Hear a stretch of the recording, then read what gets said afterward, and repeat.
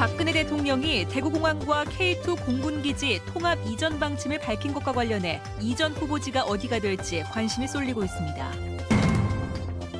사드 배치 지역이 사실상 성주군으로 결정될 것으로 알려진 가운데 성주 군민들의 반발도 커지고 있습니다. 경북대학교 총장 공백 사태가 22개월째를 맞고 있습니다. 학생들이 국가의 불법 행위로 손해를 보고 있다며 손해배상 청구 소송을 제기했습니다. 모텔에 들어가는 사람들의 사진을 찍은 뒤 잊지도 않은 객실 영상이 있다며 협박해 돈을 뜯으려 한 일당이 붙잡혔습니다. 여러분 안녕하십니까? 대구 경북 소식 전해드립니다. 영남권 신공항 백지화 이후 K2와 대구공항 이전 그리고 사드 배치로 지역 민심이 요동치고 있습니다.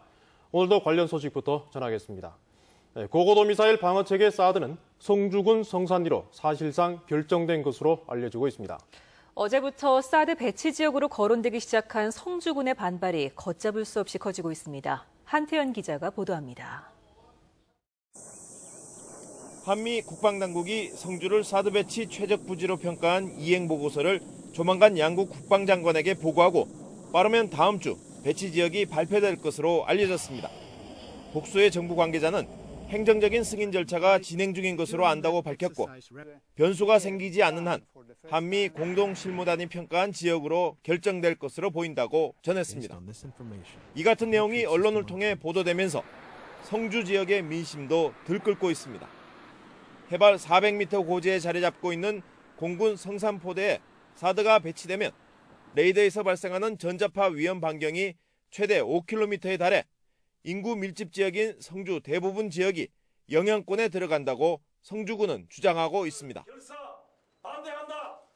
이처럼 성산포대가 구체적으로 거론되자 성주군은 사드 성주 배치 반대 범군민 비상대책위원회 발대식을 갖고 강력 저지하기로 결의했습니다. 김한곤 군수와 배재만 의장은 군 발전 저해와 재산상 손해는 물론 5만 군민의 생활과 건강에 위협을 받는다며 단식 투쟁에 돌입했습니다. 국민의 생명이 위협을 받는 곳에 사드를 배치한다는 것은 우리 성주 국민을 우롱하는 거나 마찬가지다.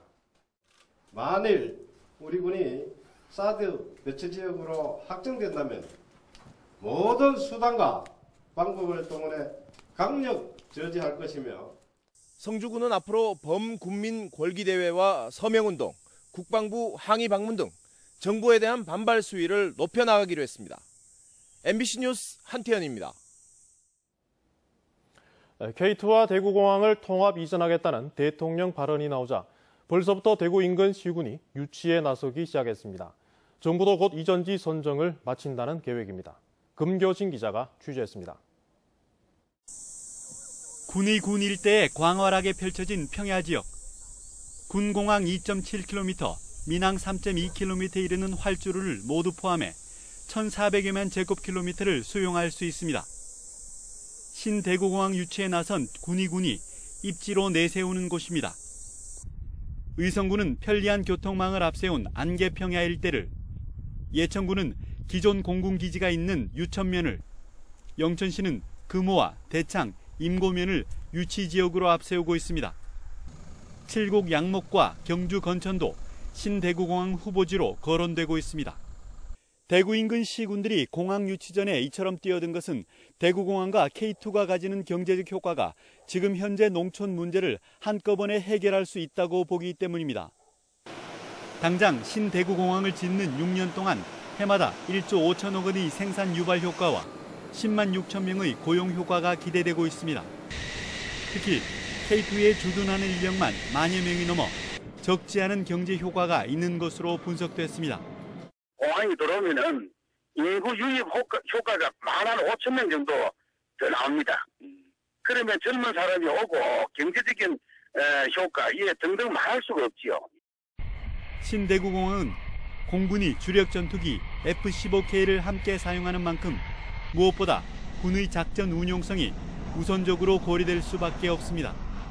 이 때문에 대구 경북민이 원하는 접근성과 군사적 효용성, 주민 반발이 적은 곳이 대상지가 될 가능성이 높아 보입니다.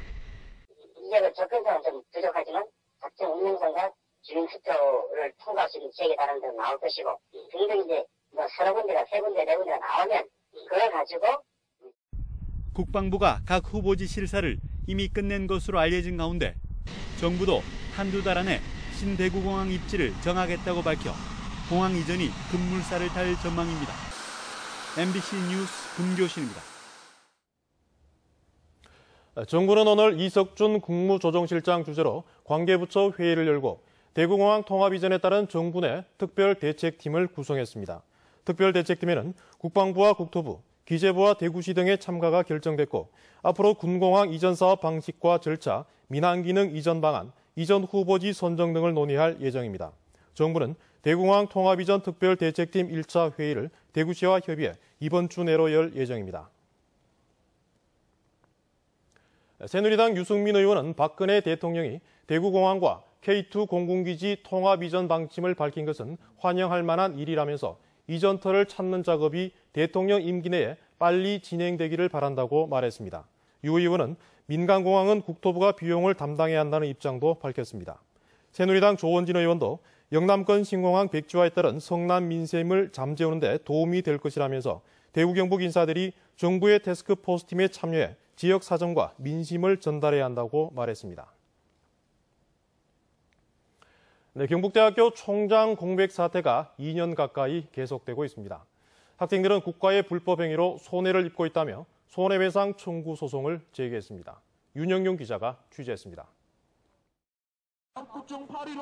경북대학교 학생 3천여 명이 1인당 1,000원씩 모아 국가를 상대로 손해배상 청구 소송을 제기했습니다.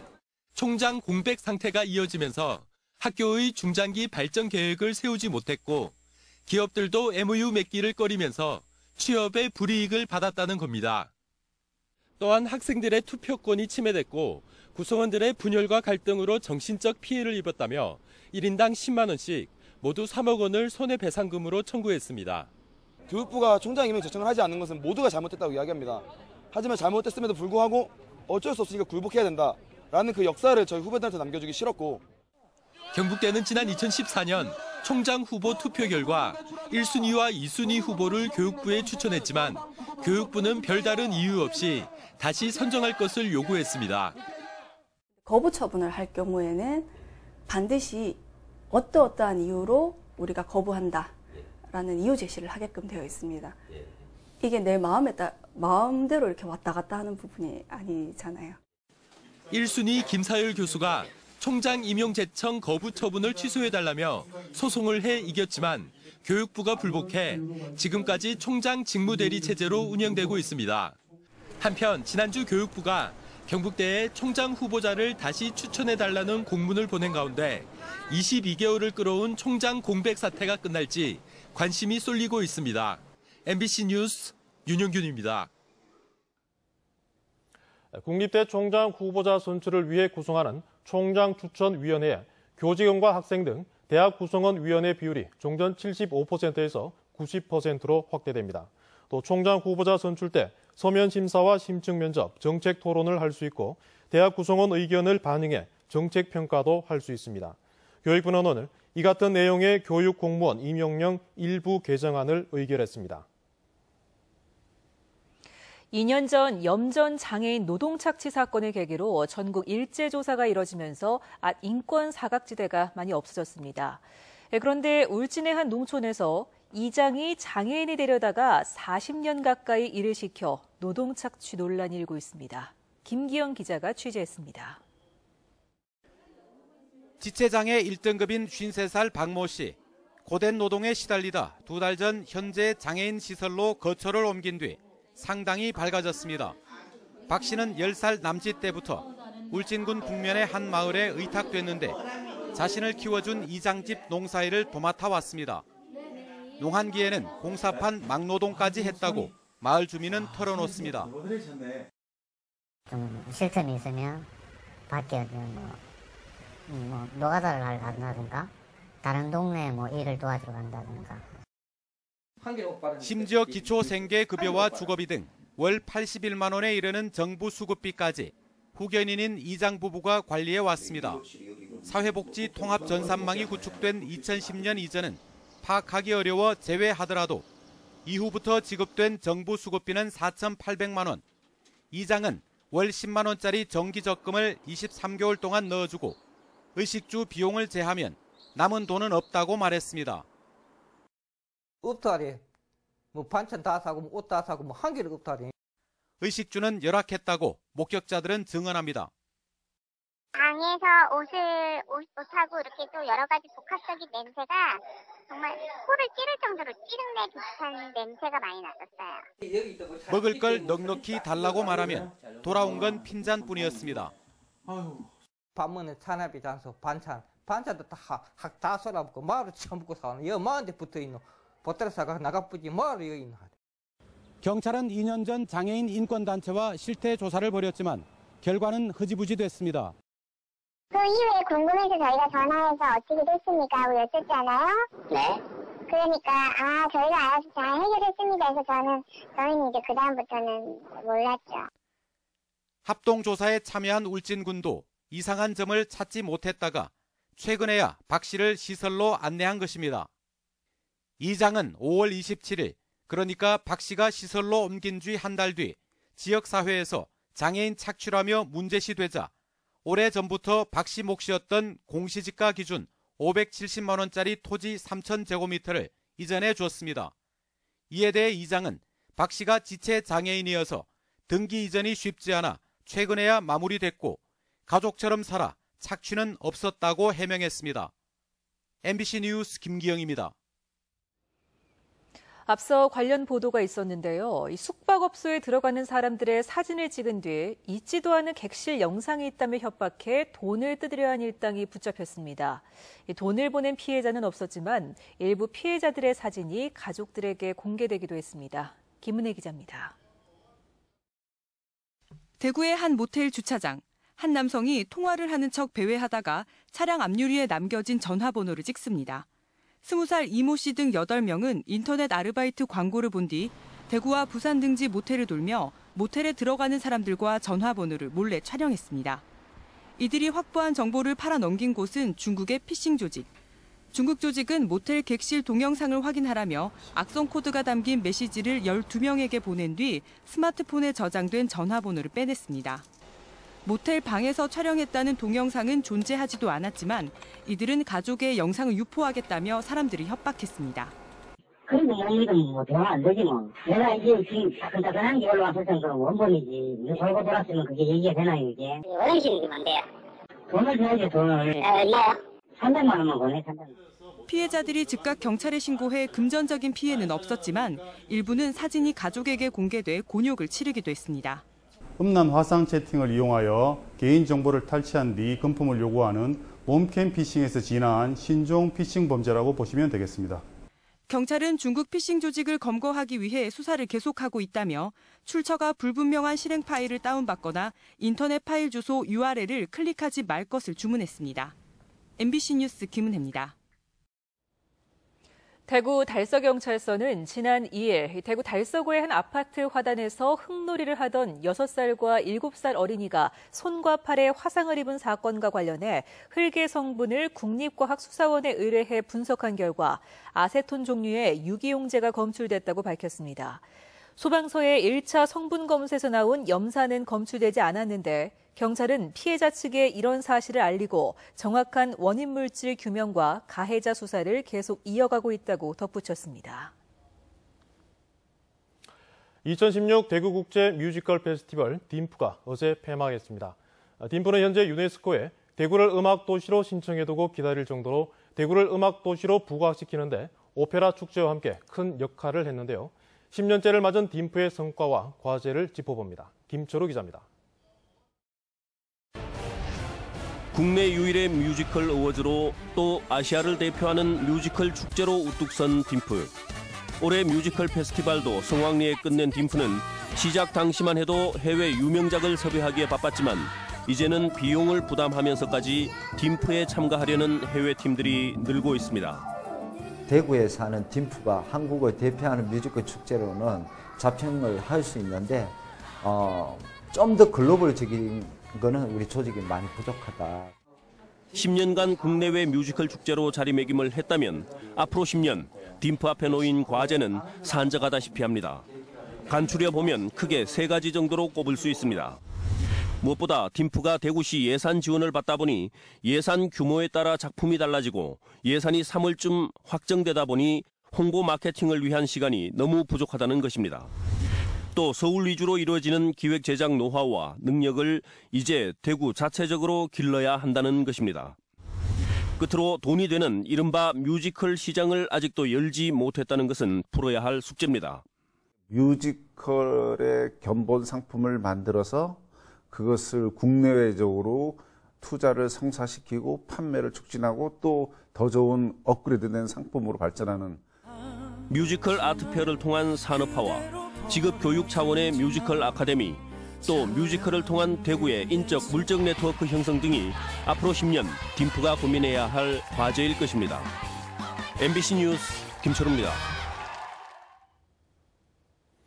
부동산 114에 따르면 올 들어 대구 지역 평균 아파트 분양가는 3.3제곱미터에 1,220만 원으로 평균 2,158만 원인 서울 다음으로 전국 2번째로 비싼 것으로 나타났습니다. 경기도의 분양가가 1,098만 원으로 3위였고 인천 1,020만 원, 부산 1,014만 원 등의 순이었습니다. 한편 올해 전국 평균 아파트 분양가는 7년 만에 처음으로 3.3제곱미터에 1,000만 원을 넘어섰습니다. 전국 여성농민의 총연합 경북연합은 오늘 경북도청에서 기자회견을 열고 백남기 농민 국가폭력 책임자 처벌, 여성농어업인 육성법 개정, 쌀 직불금 축소 반대 등 여성농민 10대 요구안을 발표하고 전국 대행진 출정을 선언했습니다. 여성농민들은 앞으로 전국 각 시군을 돌며 10대 요구를 알려나가고 다음 달 25일에는 국회 앞에서 결의대회를 열고 10대 요구를 국회와 정부에 전달할 계획입니다. 경북 농민사관학교가 10년 만에 지역대학과 연구기관 등 20개 교육협력기관이 참여해 지금까지 12,000여 명이 넘는 졸업생을 배출했습니다. 특히 수요자 중심의 교육 운영 시스템으로 억대 분홍과 6차 산업 활성화 등 생산 기반 안정화와 실질적인 소득 증대로 이어지는 효과를 내고 있습니다. 농민사관학교는 올해 62개 과정에 2.1대 1의 경쟁률을 보였고 최고 경쟁률은 5.9대 1을 기록했습니다. 한국장학재단은 2학기 대학 등록금과 생활비 대출 신청을 오는 10월 31일까지 받습니다. 학자금 가운데 등록금은 9월 30일까지 받고 생활비는 10월 31일까지 신청을 받습니다. 2학기 학자금 대출 금리는 2.5%로 지난 학기보다 0.2%포인트 내렸으며 대출 신청은 한국장학재단 홈페이지에서 하면 됩니다. 대구 도심에서 대형 가로수가 넘어져 도로가 1시간 동안 통제됐습니다. 오늘 오전 6시 50분쯤 대구 봉산 6거리에서 대구시청 방향 도로에서 가로수가 갑자기 도로로 쓰러져 왕복 5차로의 도로 통행이 1시간 동안 차단됐습니다. 대구시는 최근 비가 많이 내리고 가로수 잔뿌리치기 작업을 한 뒤 가로수가 쓰러진 것으로 보인다며 인명이나 추가 재산 피해는 없다고 밝혔습니다. 대구 경북 소식이었습니다.